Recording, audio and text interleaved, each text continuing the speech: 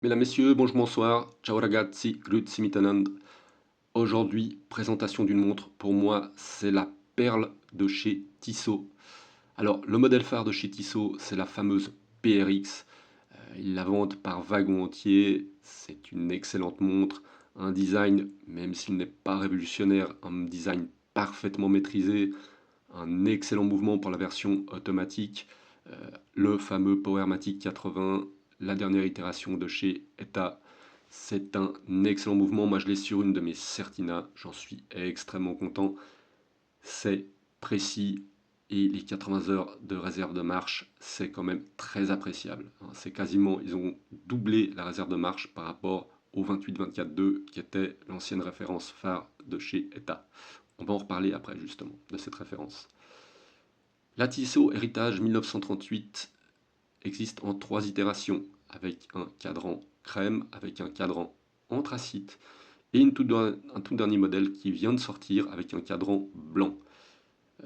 Ces trois montres viennent avec un bracelet cuir, mais la dernière itération avec le cadran blanc est également livrée avec un bracelet en maille milanaise, avec un changement rapide de bracelet. La montre avec un bracelet maille milanaise, ça change vraiment son style, hein. C'est pas juste un gadget, vous êtes vraiment quasiment pas sur la même montre. Sinon, on est sur du 39 mm de diamètre. Alors pour moi, c'est peut-être un bémol. Les marques ont encore, même s'il y a une tendance, elles ont encore du mal à baisser le diamètre de leurs montres. Il y a eu une inflation du diamètre des montres, on va dire, je pensais dans les années 80 ou comme ça que ça a dû commencer. Là, on est tendance à redescendre. On est sur une montre de ville. Pour moi, une montre de ville, ça doit être discret. Alors après, c'est vrai que moi, j'ai des petits poignets, donc je suis pas très objectif. C'est que si vous avez des très gros poignets, peut-être que 39 mm, ça passe mieux. Pour moi, 39 mm, ça fait une trop grosse montre. Je pense que cette montre en 36-37 mm aurait été encore plus élégante. Voilà. Mais ça, c'est encore une fois subjectif. Épaisseur de 11,1 mm et un entrecorne de 20 mm. Au niveau de l'étanchéité, on est sur 50 mètres. On a 3 ans de garantie, ce qui est la norme chez Tissot. C'est bien 3 ans de garantie, hein, c'est mieux, ça. Beaucoup de marques sont à 2 ans. On a de l'acier 316L, le verre saphir bombé avec traitement anti-reflet. Bon, là, c'est totalement la norme, hein, sur des montres de cette gamme. On va parler maintenant du mouvement, parce que le mouvement, c'est le point fort de cette montre. Le mouvement, ce n'est pas un Powermatic 80, mais c'est justement le mouvement qui a précédé le Powermatic 80, c'est le 28-24-2. Mouvement iconique, peut-être le mouvement de l'horlogerie suisse qui était le plus vendu à travers le monde. Mouvement éprouvé, précis, fiable, très facilement réparable. Vous avez les pièces, vous trouvez les pièces très facilement. Tous les horlogers savent réparer un 28-24-2, ça a son importance.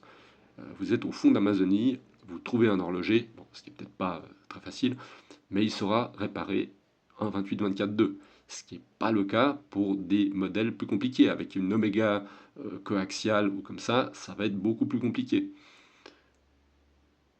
C'est non seulement un 28-24-2, mais c'est un 28-24-2 euh, avec la qualité la plus élevée, c'est-à-dire qu'il est COSC. Alors, qu'est-ce que le COSC? Le COSC, c'est une certification suisse, en gros, qui vous garantit que votre montre sera avec une dérive journalière de -4 plus 6 secondes, avec donc une dérive journalière maximum de 10 secondes. Ce sont différents tests qui sont faits. Je vous laisserai aller voir sur le site, hein, ils expliquent exactement comment sont faits les certs. C'est une vraie certification, c'est pas un gadget le COSC. Ça vous montre vraiment que ce sont des mouvements sur lesquels il était prêté une attention particulière. Ils sont réglés, extrêmement bien réglés. La plupart du temps, vous serez sur une dérive bien inférieure à 10 secondes. Vous allez me dire, mais moi, j'ai une Orient qui est à 3 secondes de dérive par jour. Alors, oui, ça peut arriver. Ça peut arriver, mais le problème, c'est que votre Orient, elle peut être à 3 secondes par jour, mais elle peut être aussi avec une dérive de 40 secondes par jour. Et vous pourrez rien dire. On est dans les normes du constructeur. Voilà. Ce sont deux choses très différentes. Le COSC, c'est vraiment un gage de qualité.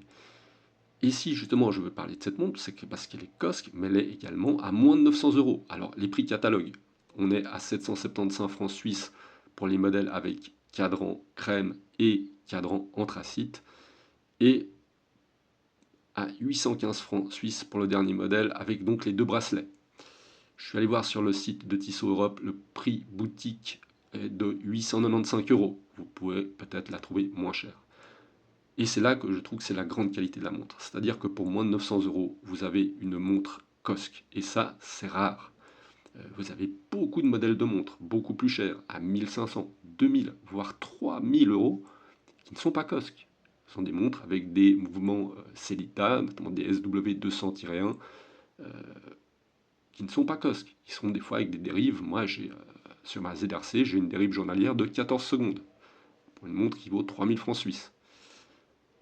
Pour moi, c'est un peu problématique. Pour moi, une montre au-delà de 2000 euros devrait être forcément Cosc. C'est une norme qui devrait être généralisée pour moi sur des modèles de ce genre.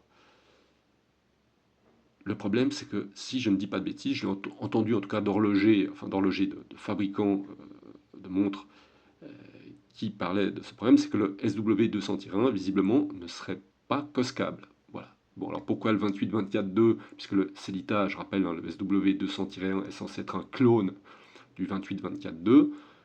Pourquoi est-ce que le 28-24-2 peut être COSC et pas le SW200-1? Je suis pas horloger, j'avoue, je n'ai pas de réponse à ça. Le problème, c'est que le SW200-1, vous le retrouvez dans énormément de modèles chez les indépendants, notamment. Donc, la certification COSC, pour moi, c'est un vrai gage de qualité. Au-delà du COSC, vous avez une autre norme, c'est la norme METAS. Alors, la norme METAS, c'est encore plus précis. Vous êtes à 5 secondes de dérive maximum par jour autorisé, et vous êtes également sur des garanties au niveau du magnétisme et de l'étanchéité. C'est-à-dire que par exemple, les nouvelles Speedmaster Omega sont METAS, avec une étanchéité 30 mètres. Une Speedmaster avec une étanchéité 30 mètres METAS, ça veut dire qu'elle a été testée à 30 mètres. Ça ne veut pas dire que vous pouvez juste faire la vaisselle avec, ou la garder s'il pleut. Non, non, vous pouvez aller vous baigner avec. C'est garanti, c'est de vrais 30 mètres. Ce qui est très différent, parce que le 30 mètres de beaucoup de montres, en gros, ça veut dire que s'il pleut, vous pouvez la garder. Voilà, hein, c'était la fameuse blague sur les anciens modèles de Speedmaster, c'était qu'elle était étanche à 30 mètres d'un point d'eau. Vous voyez, donc on n'est pas du tout sur la même gage de qualité. Le METAS, c'est quelque chose qu'on retrouvera par contre sur des montres beaucoup plus chères. En principe, notamment Omega a beaucoup de modèles METAS. Tudor, il vient de plus en plus aussi, j'ai vu, avec les derniers modèles, notamment les Black Bay, la Black Bay 58 GMT, également METAS. De plus en plus de modèles sont METAS. Je pense que ça deviendra de plus en plus la norme chez ces marques sur des modèles. Mais là, on est sur des modèles à 4000 euros et plus. D'accord, donc c'est une norme encore meilleure, mais qui est aussi plus difficile à atteindre. Je voulais vous parler de ce modèle parce que là, je pense que c'est un modèle qui est un peu méconnu et qui pour moi est un excellent point d'entrée dans l'horlogerie suisse. Alors, vous allez me dire, oui, c'est 900 euros, c'est quand même une somme, mais vous êtes sur une vraie montre de qualité. Voilà, là, encore une fois, je trouve que c'est un excellent point d'entrée. C'est une montre très versatile. Alors, c'est une montre de ville, par contre, c'est une montre de ville, mais polo, basket, jeans, ça passe très bien. Costard, pour aller travailler, ça passe excellemment bien. Et même pour un mariage, encore plus habillé, peut-être un 3 pièces ou quelque chose comme ça, encore plus strict, ça passe tout à fait. Vous aurez pas, ça fera pas tâche ou comme ça. Euh, la montre a un design très épuré, rétro, hein, puisqu'on reprend des modèles anciens des années 30. Je trouve ça très réussi, c'est très simple. Et ce qui est l'avantage des designs comme ça, très simples, c'est que ça vieillit très bien. Bah, la preuve, hein. Plus un design, un cadran est chargé et original, plus il risque de mal vieillir. Donc pour moi, là, vous avez vraiment une excellente montre à un prix très correct. Voilà, on se retrouve très bientôt pour une nouvelle vidéo.